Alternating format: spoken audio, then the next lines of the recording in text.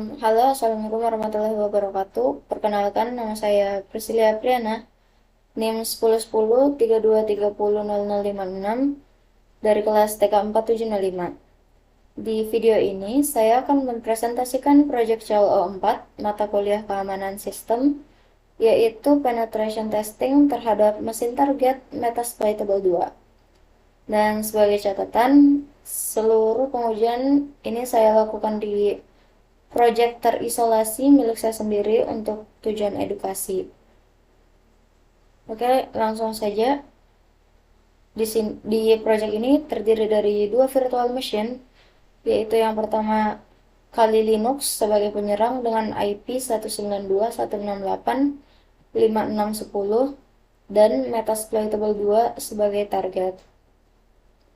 VM target saya namai sesuai NIM, yaitu 1010.3230.0056, dan IP-nya saya set ke 192.168.5656. Dua digit terakhirnya disesuaikan dengan NIM saya. Dan ini keduanya terhubung lewat host only network, dan sudah saya verifikasi juga dengan ping dan berhasil 0% paket loss. Selanjutnya kita masuk ke tahap pertama, yaitu reconnaissance, yang saya pakai Nmap untuk memetakan port terbuka dengan banyak layanan usang dan rentan seperti VSF TPD 234, SSH, OpenSSH 4.7, Telnet, Samba, dan yang paling penting adalah NFS. Mana dia? Ini. NFS di port 2049. Dari sini saya menentukan target eksploitasi utama, yaitu kredensial lemah dan layanan NFS. Lanjut. Kok nggak mau pindah? Lanjut. Nah, berikutnya adalah dictionary attack pakai Hydra. Awalnya saya coba SSH, tapi gagal karena ternyata algoritma kriptografi SSH target terlalu tua dibanding kali modern. Jadi pakainya saya pivot ke FTP.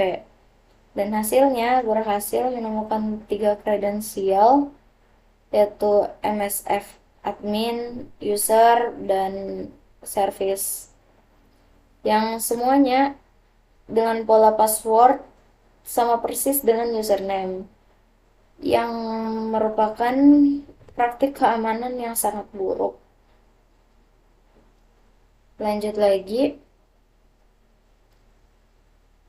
Nah, di sini saya eksploitasi NFS dengan show mount. Terlihat target men-share seluruh file system root dengan tanda bintang, yang artinya terbuka ke semua host tanpa pembatasan. Terus saya mount ke Kali dan terbukti bisa membaca seluruh isi file system. File system target termasuk file etc passwd. Celah ini disebut no root squash dan jadi pijakan untuk langkah berikutnya. Terus kita lanjut ke bagian yang paling penting inti dari serangan kita, yaitu privilege escalation. Karena NFS salah konfigurasi, file yang saya buat dari Kali sebagai root akan dimiliki root di target. Jadi saya tanam shell bash dengan SUID bit, dengan catatan pada percobaan pertama itu gagal karena ternyata beda arsitektur, Kali 64 bit dan target 32 bit. Jadi saya pakai bash milik target sendiri lewat NFS, lalu saya login sebagai user biasa lewat telnet. Dan bisa dilihat awalnya di sini UID 1001 tanpa hak admin. Tapi setelah menjalankan root bash, saya langsung mendapatkan EUID 0 yang alias root. Padahal saat saya coba sudo, user ini ditolak karena bukan sudo R. Jadi celah NFS berhasil membypass total sistem izin. Oke, lanjut. Dengan akses root yang tadi, saya pasang backdoor berupa user baru bernama backdoor.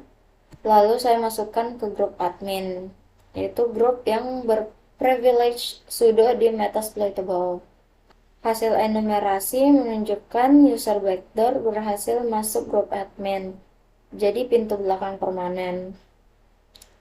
Saya juga listing seluruh user yang biasa seperti user dan service, serta yang berprivilege sudo yaitu msf admin dan backdoor.